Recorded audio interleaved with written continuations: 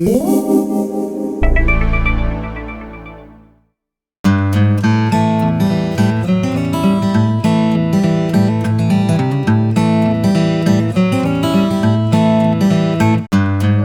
first got you into music? And then also why country music? It's so funny. I was so shy as a child. My parents had put me into plays because I didn't really know how to talk to people. So I was in all these plays and whatnot.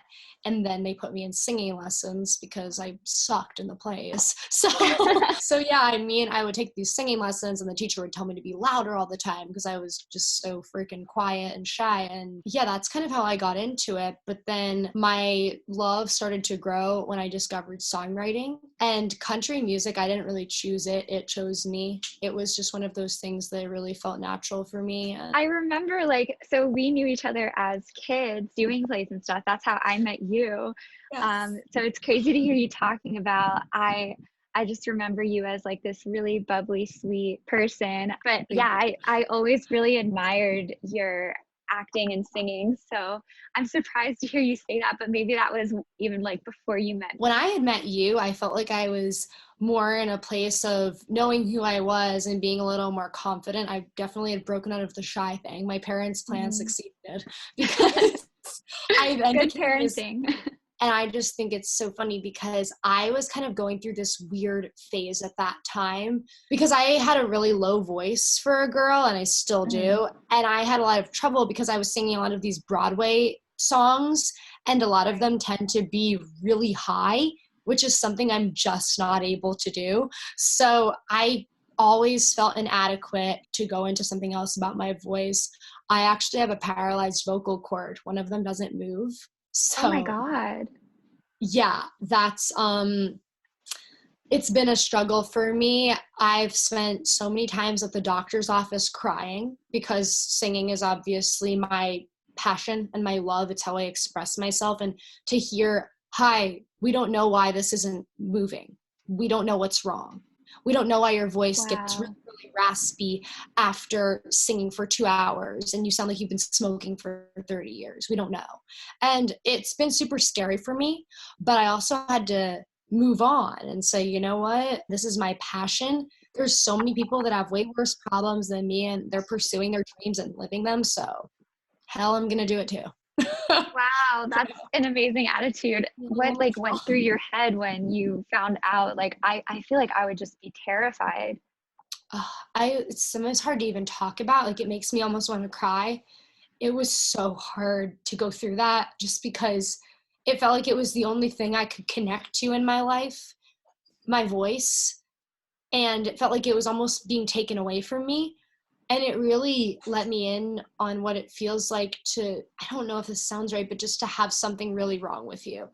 It made me really put my life into perspective and be thankful for what I have, because songwriting really got me to a whole other place in my life. I was always kind of a dark child. I don't know. I feel like every kid is going through something, but a lot of my life, I guess I just felt a little bit like an outcast and like I didn't know who I was. And songwriting was one of the only things that really got me through that time in my life because I felt like at least the guitar understood me and I could put my diary and my internal feelings somewhere, and I felt like someone was listening, I guess. That's like so admirable that you were able to just take that in and keep going. I'm wondering, what is your creative process like? So it's different every time. In Nashville, songwriters, they almost work 9 to 5 jobs. If you're signed to a publishing company, you have sessions and then you go home at night. A lot of the time, my songwriting process consists of me going to one of those rooms to work with somebody. I have a scheduled time and I've come up with a couple of ideas, concepts that I want to work on, and then we will write it then and there. It's done in 3 to 4 hours, and when I look at the person saying, wow, you are so freaking talented. Thanks for helping turn my blueprints into houses. That's how I kind of feel about it. Yeah, but also, oh my gosh, one of my favorite things to do is go to a bar and get drunk and just sit on my phone and type out lyrics, and all my friends are like, come on, dance. And I'm like, no, I'm doing something. They look and they're like, why is that girl sitting by herself drinking Jameson on the rock? So what's like the best advice you've ever been given? One of the things that I think about, I don't even know who told me this, but it isn't being the most talented person in the room, but being the hardest worker.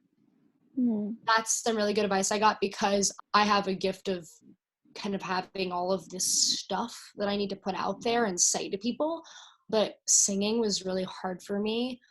It wasn't something that came naturally to me. I mean, I disagree. I think that your voice is beautiful naturally, but I also think that you definitely have worked really hard at it. And I've listened to some of your songs recently, and it's just amazing. Like, yeah, I mean, I don't know. I know you're supposed to be interviewing me, but I feel like you've always just been, you've had such a pure soul. It's insane. You've always been such a sweet friend, such a nice person. I'm just so glad to connect with you on here, because seriously, you always had such a pure heart, and I really felt that from you. And yeah, I just think like you're a prime example of someone who even helped me to keep going. I mean, yeah, and I was talking to a friend about this the other day. I said, you know, you have to just really love the journey. Is my dream job being a waitress? No. But at the same time, maybe it is, because I'm living my dream and that's supporting it.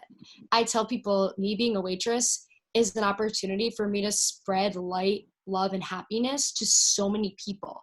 Because when I go up to somebody's table, I could really actually change their day. And I've done that before, not to toot my own horn. But I've had days where people said like, hey, you really changed my day. You brightened my day. And people will say, your energy, how do you do it? And I don't know, just to be able to inspire people in that way. I mean, that's what I want to do as a singer, though, on a larger scale. Is there anything, though, that's like difficult about the industry?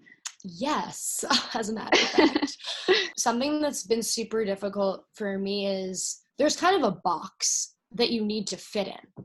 And that's been really difficult for me, because I feel like my entire life I couldn't fit into a box, and music was the one thing that made me feel like I fit into whatever kind of octagon craziness I'm meant to be in. And so there's a manager that I was working with, and when I had first met him, he showed me a song by another artist, and it was just super girly, and it was just about like, you know, a boy and stuff, and how she like loved this guy. And I said, you know, man, I don't think we're on the same page. I don't think that we're meant to work together, because I knew that there's no way I could fake myself into being that. And then that manager, actually, we ended up working together again, because he finally started to see me for who I was, and he kind of liked it. So the thing that makes me keep fighting is that I know that there's other people, even if these people maybe think that it's too dark or too controversial. Well, there's someone that has a dark and controversial story that wants to hear what I have to say. So that's why I keep pushing and saying, no, I'm going to do this my way, baby. That was actress and country singer Zandi Holup. If you enjoyed this video, please like and subscribe to my channel, and comment below with whom you want me to interview next. Thanks for watching.